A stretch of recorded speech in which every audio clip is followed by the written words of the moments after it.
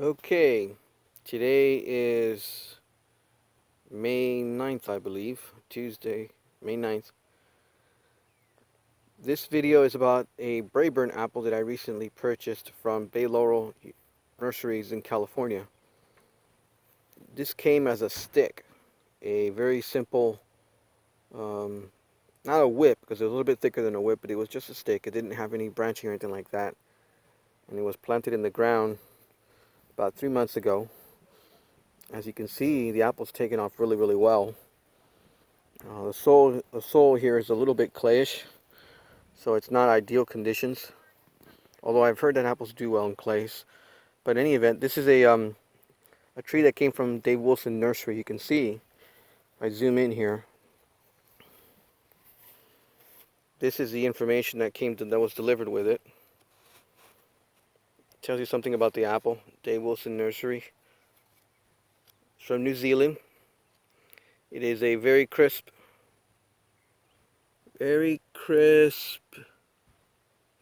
and tangy, more flavorful than a Granny Smith. Excellent keeper. Green with dark red blush.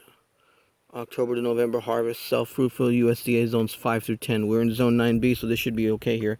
I wouldn't put too much stock in the chill hours. There's plenty of evidence to suggest that apples are quite adaptable. And as long as you defoliate the apple, like in, let's say, early December, or sorry, mid to late December, early January, and let it go dormant, it should wake up in the spring and start producing flowers. So the important thing, I think, is to pay attention to the rootstock that you get with these apples. This one, as you see from Dave Wilson Nursery, I don't know if you can see that. I'm getting the light here a little better. This came on M111 rootstock. That's important because that rootstock can survive well. It has nematode resistance.